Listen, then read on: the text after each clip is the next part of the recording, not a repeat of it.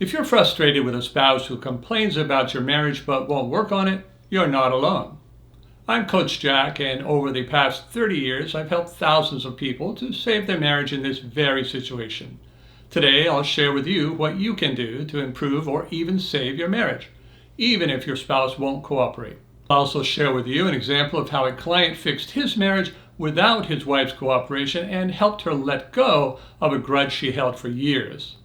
When a spouse complains a lot, won't work on your marriage problems, and doesn't leave either, what's going on? Certainly it's not enjoyable for you to live in such an unhappy marriage.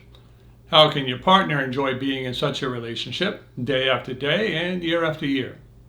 Seemingly, your spouse would love for you to change things about yourself so that he or she can enjoy the relationship better while giving nothing in return. That's your spouse's idea about how to fix your marriage.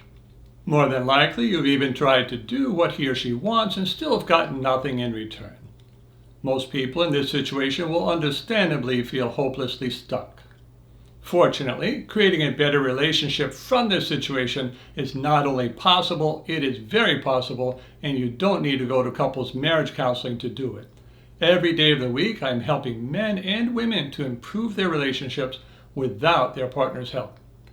This is because they all have spouses who are not yet on board as far as improving the relationship goes.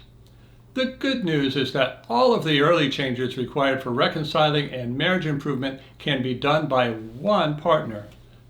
You can get your partner to the point where he or she will actively engage in relationship improvement. Today, I will help you to understand how. I will also let you know about some additional resources that can help you get started with that process. While you don't need to completely understand your partner to make progress, there are some basic things that are helpful to know. The first thing to understand is that although your partner may not want to work on marriage issues and may blame you for everything, he or she does not want to have a bad relationship. I've yet to meet one single person who wants a bad relationship or marriage problems. Try asking your friends and family or random people on the street if they would like to have a bad relationship. I don't think anyone will take you up on your offer. Although you and your spouse disagree on how to fix your broken marriage, you are both in agreement, internally at least, that it would be a good thing if you could. I think it would be very helpful if you tell yourself that your partner would like to have a better relationship with you, but doesn't know how. That will help lower any feelings of animosity you have toward your spouse. Another important thing to understand is that one partner is always ready to work on a relationship before the other one. For some reason, people often unreasonably expect that their partner is going to have the same desire as them at the same time. But in actuality, as when you were single, one person wants to date before the other. One person wants to commit before the other. One person wants to marry before the other. One person senses problems before the other. One person wants to do something about those problems before the other. And if problems go on too long, one person wants to break up or divorce before the other. If you have accepted these two principles, then you can believe your partner wants to have a good relationship, but does not yet want to work on the relationship for whatever reason. This leaves you with three choices. You can wait until things get bad enough that your partner wants to work on the relationship. You can try to convince your partner to work on the relationship, or you can work on saving your marriage alone until your spouse is ready. There are actually many things you can do to work on fixing your marriage. Like all choices, these three options each have pros and cons. Waiting for your spouse to be ready to work on the relationship brings big risks because it may take a long time and a lot more damage. You may be too burned out to work on things. The longer you wait, the more likely a marriage separation is to happen. Many people would rather run away from problems than work on them. What about convincing your partner? This is what people commonly try to do. If it works without creating additional conflict, then I think it's a good thing to try. In that case, you and your partner's dissatisfaction and desires about your relationship are not so different. On the other hand, if you've been trying to convince your spouse for a while, I recommend you stop. You've discovered that your words are not going to convince your spouse. All they are doing is frustrating you, causing a drop in loving feelings for both of you, and causing even bigger marriage problems. Continuing to try to convince your partner to work on your relationship is like trying to dig your way out of a hole. It just makes a bigger hole. What about the third option of starting to work on your marriage alone? The disadvantages of this choice is that it requires learning how, and things will get worse before they get better. This is because when you start to change the way you interact with your partner, you will get resistance. People don't like change, even when it is good change. Change feels scary to most people. However, once the interactions become more positive, they are glad the change happened. Many people who try to work on their marriage on their own soon give up because of this resistance, which seems to make the relationship worse. People have an unreasonable expectation that when they work on improving their relationship, things will just get better in a straight line. The fact is that nothing we work on in life is like that. If you start to work on getting into physical shape, you will feel sore and tired at first. You have to push through that to get to the benefits of feeling and looking better.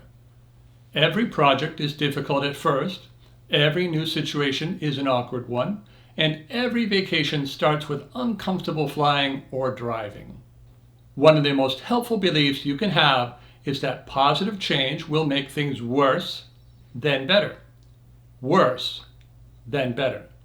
You are not going to get to better without going through worse. How can working on your marriage alone create an improved relationship? By learning to combine words with actions. Words without actions are just so much noise that can be tuned out. But actions can't be tuned out, and actions without words are often misinterpreted.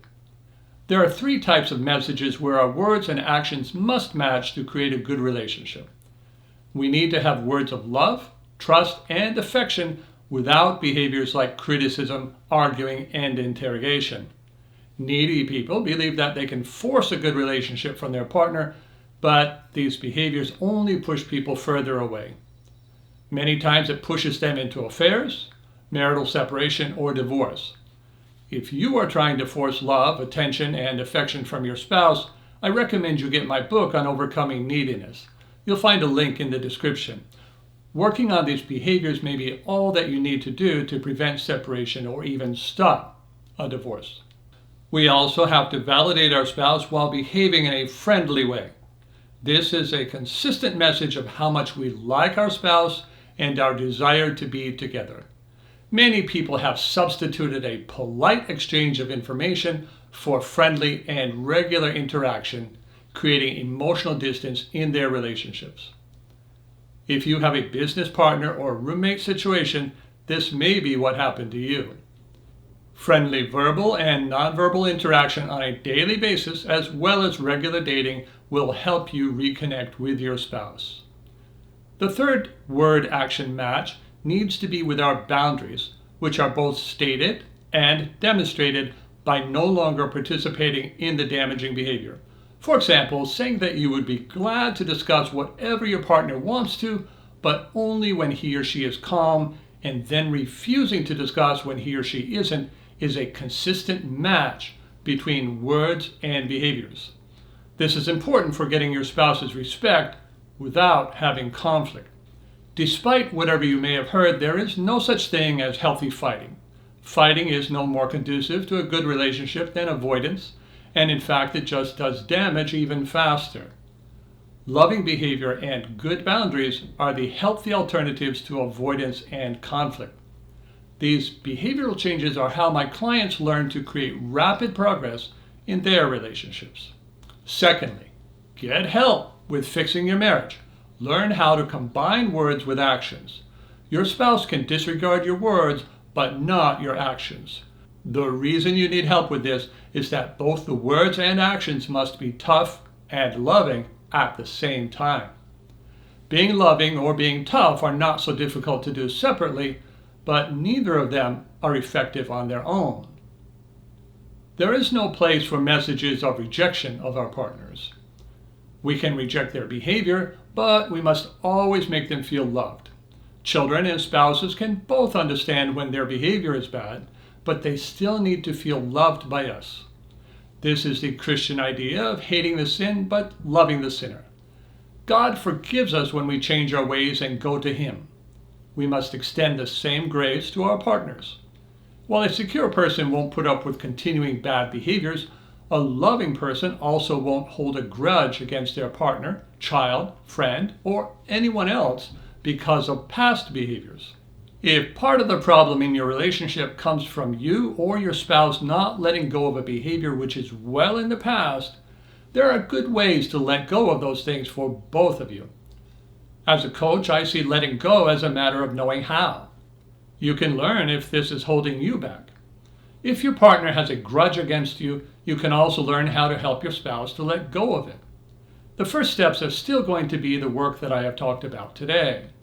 If you require your spouse to let go of a grudge before you work on your marriage on your own, you will be stuck. It's the fear of losing a good relationship that helps people to let go of the past. This means that you will need to work on making your relationship good for your spouse before using boundaries that will help him or her to truly forgive you. Marcus was one of my clients who learned this. His wife had not forgiven him for not being supportive enough early in their relationship when she had some medical procedures. Marcus regretted his early ignorance and not providing more support and tried to make up for it for years. But his wife would still bring it up and often said hurtful things to him. She didn't want to go to marriage counseling to work on what she believed was his fault. I helped Marcus to make sure he was really doing his best for their marriage and then to create the feeling in his wife that she might lose him. That combination very quickly resulted in her letting go of a grudge she had held for years. It was an example of tough love that Marcus had to do for his sake, as well as his wife's sake. He had to help her to let go of something she was unable to let go of on her own. The last thing your spouse wants is for you to give up on him or her. And if you did, then your marriage would be over. As much as your partner may not currently want the changes that you want, he or she wants to be loved. Showing your partner that you love enough to do what is required to have a good marriage may be a kind of love that your spouse has always wanted, but has never received. Many people have only been rejected for their behaviors, so become very defensive if they receive any disapproval. As a loving spouse, you will deal with the behaviors while still showing love for him or her. This kind of change on your part can fix a broken marriage and make the two of you closer than you have been in years. Many divorces could be prevented if people learned such an approach rather than using conflicted and convincing approaches. Love Must Be Tough is the title of a book written by Dr. James Dobson, another Christian psychologist. The book was written for people whose spouses are having affairs. He was one of my role models for my development as a psychologist, therapist, and coach. It is my hope that more coaches and counselors will follow this loving but tough approach. Fixing your marriage may require you to have the love and strength to work on fixing your marriage alone until your spouse is ready to engage with you in the process.